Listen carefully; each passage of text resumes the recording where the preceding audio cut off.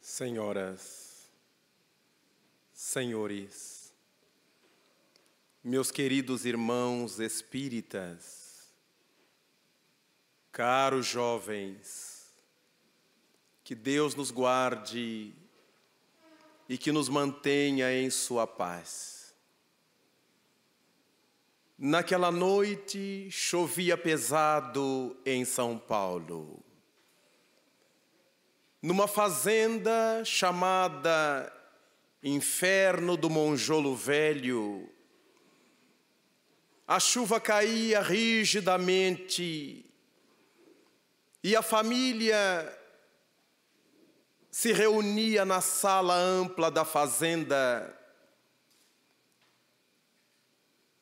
a um canto, ouvindo seu pai contar as histórias familiares, enquanto a mãe da família trabalhava na sua roca tecendo fio.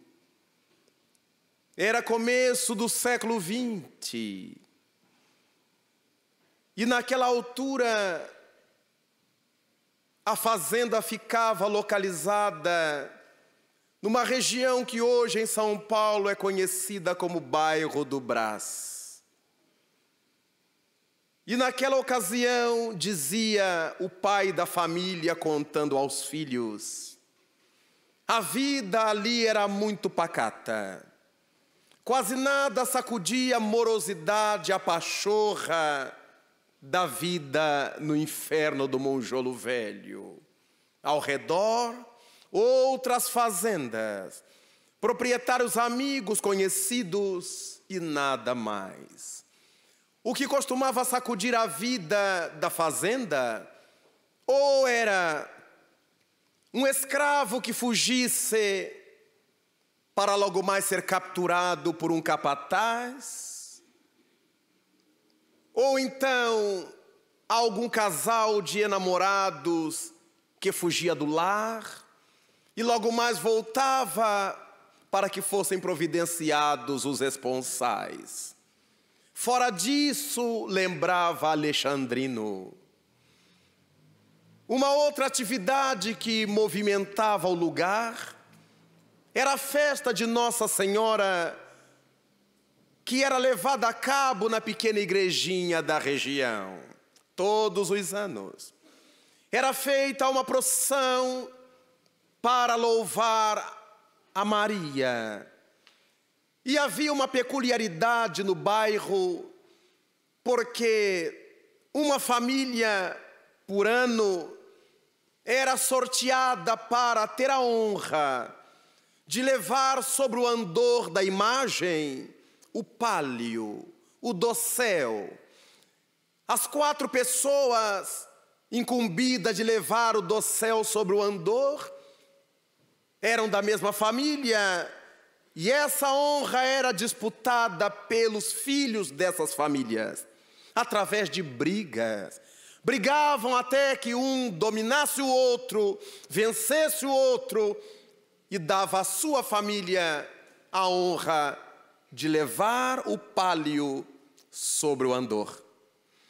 Alexandrino se recordava que desde onde a memória lhe permitia, a última vez em que uma família levou o dossel sobre o andor, coube à sua família.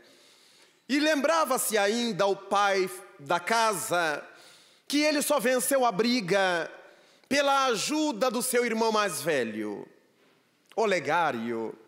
Mas enquanto contava as peripécias de sua mocidade para os meninos, para os seus filhos, recordava-se agora do irmão mais velho que havia 10 anos não punha os pés ali na fazenda.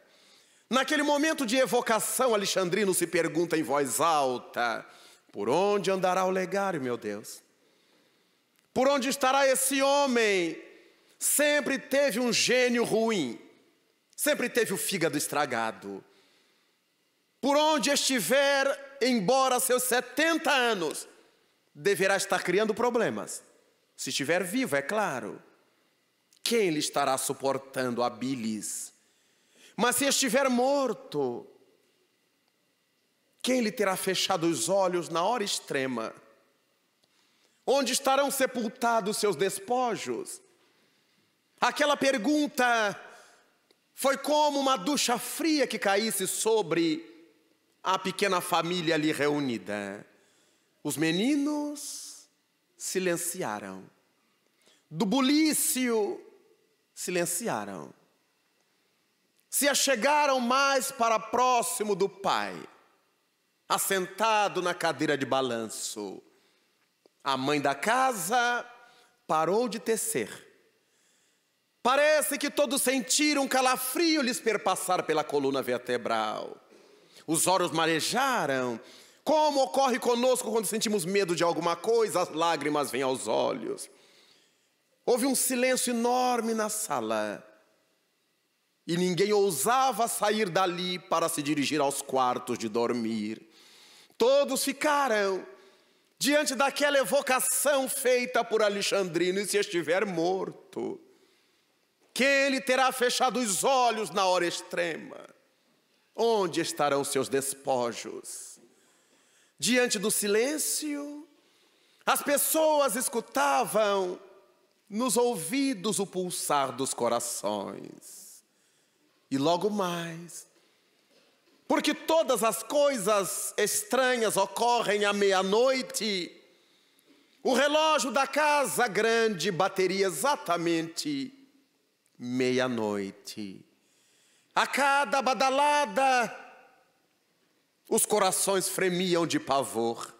Lá fora, a chuva que caía pesada sobre a fazenda, e os pássaros notívagos que cantavam na noite,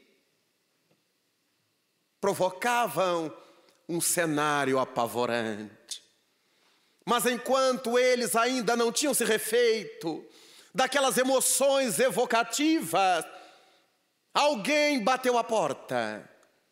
Foram batidas rígidas e os meninos se apertaram às pernas dos pais. Entreolharam-se e disse a mãe da casa: não vamos abrir. A casa grande fica bem distante do portão principal da fazenda. Quem estará batendo a porta? Pode ser algum dos bandoleiros quaisquer, para fugir da chuva, querendo pousada, não sabemos de quem se trata. E todos se calaram. E agora a expectativa daquela criatura que batia a porta. E depois de alguns instantes ouviu-se novamente a mesma criatura bater na porta insistente, acompanhada de uma voz às batidas: "Ô de casa! Ó de casa, sou eu! Alexandrino, sou eu!" Alexandrino se pôs de pé, os filhos o acompanharam. Aquela voz era por demais conhecida. O mais velho dos meninos tomou o candeeiro sobre a mesa, levou à altura da cabeça para iluminar o vasto corredor que dava ensejo à porta principal da casa grande. O pai à frente, ele iluminando o caminho. O pai retirou as trancas da porta, abriu as taramelas. E quando as bandeiras da porta se abriram de par em par, diante deles estava um homem alto, magro, encharcado pela chuva, a cabeleira grisalha quase totalmente branca, guardada por um chapéu de palhas de abas largas, encharcado pela chuva, as botas untadas de lama, literalmente molhado. Alexandrino não teve dúvida, abraçou o irmão ali à porta. "Ó homem, por que mistério dos céus essas coisas acontecem? Ainda há pouco estávamos falando de ti. Entra, por favor." E a mãe da casa já estava de pé para receber o cunhado. A casa voltou à plena claridade, acenderam-se todos os lampiões da sala. E porque nas casas grandes das fazendas o fogão de lenha jamais se apaga, Ela foi, revirou as brasas, colocou algumas achas de madeira para que um novo café fosse providenciado e as quitandas arrumadas sobre a mesa para um lanche do tio Olegário. Ela deu-lhe roupas limpas, secas. Ele revestiu-se e voltou à sala para conversar com o irmão, com a cunhada, com os sobrinhos. O mais novo, que ele não conhecia, tinha menos de 10 anos, assentou-se numa das pernas do tio Olegário, olhava-o de baixo para cima embevecido, porque ouvia há muito tempo as histórias do tio Olegário, que passava pela fazenda, que brincava com os sobrinhos, que era bravo, que brigava. E agora ele estava tendo ensejo de conhecer o tio famoso.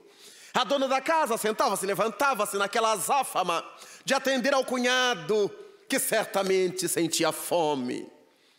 As horas se passaram e dali a pouco a mãe da família virou-se para os filhos e para o marido: deixemos o Olegário descansar, deixemos o tio dormir, afinal de contas já são quase 3 horas da manhã.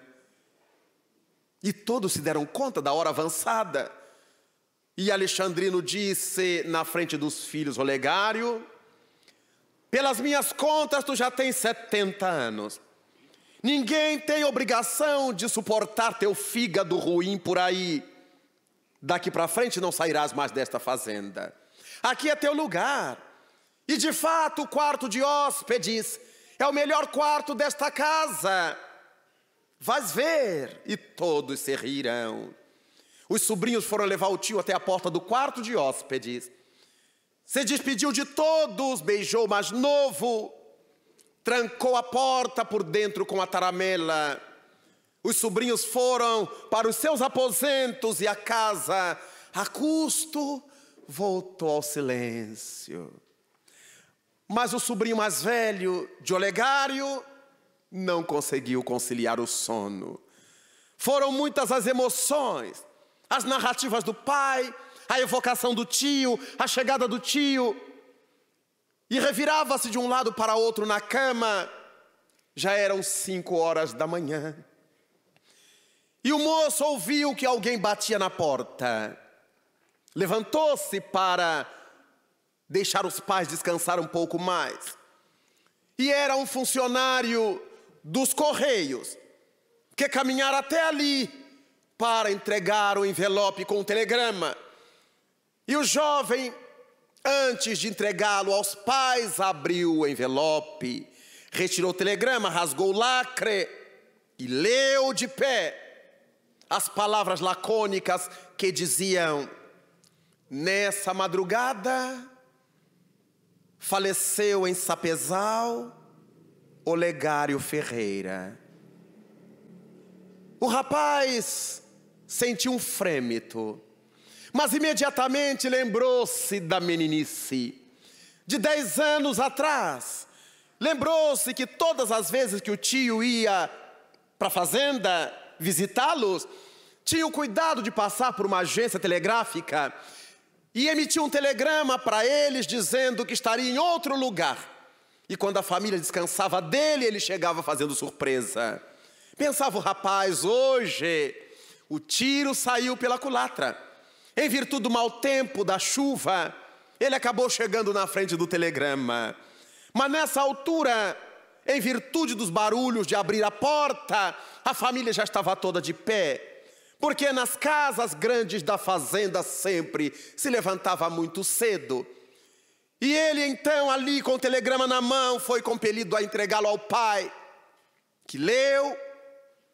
Os irmãos que já estavam de pé acabaram por lê-lo e resolveram pregar uma peça no tio Olegário. 2 deles chegaram à porta do quarto de hóspedes, fechada, tomaram distância e se arremessaram contra ela para assustar o tio, escancarando a porta, que se abriu de par em par. E quando a porta deixou à vista o quarto de hóspedes, este estava totalmente vazio. A cama literalmente esticada. Os lençóis intactos, não havia sinal de que sequer um mosquito houvesse ali pousado nas últimas horas. A um canto do quarto, as roupas limpas de alexandrino dobradas, como se nunca tivessem saído do armário.